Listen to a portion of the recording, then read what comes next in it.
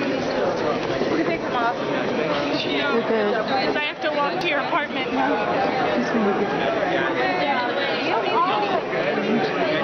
I'll be right back. If you want to, or you can do it tomorrow. Thank you so much.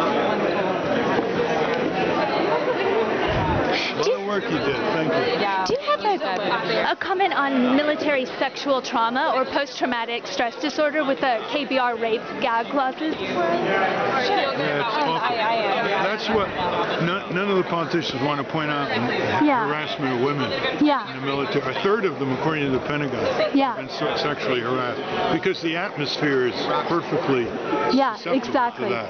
They're overseas.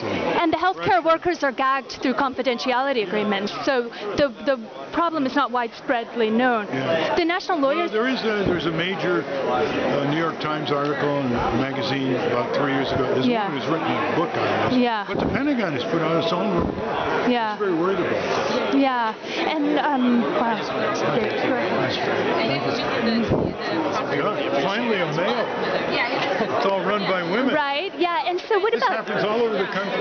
CEDAW, Convention on the Elimination of All Forms of Discrimination Against Women. If we had women in government, will we have the kind of war that we have? Like if we were like Sweden, like a real demonstrable presence in government. Unless the public changes its disinterest and becomes active, it doesn't matter whether they're women or men. They will be selected to do the job. And often the women are doing the dirty work. Yeah, exactly. But she's surrounded by this environment, this military-industrial. How did you feel about this night? Do you think Fly was a worthy opponent, or was he doing a good job for a neocon? Portland to have a discussion.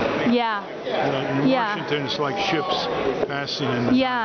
There's this sort of language or vernacular, or a very dismissive tone that I find pretty worrisome. Like a sort of patent way of. I watched a guy from the United Nations come here and do the same thing at Portland State University. There's a certain bureaucratism in language.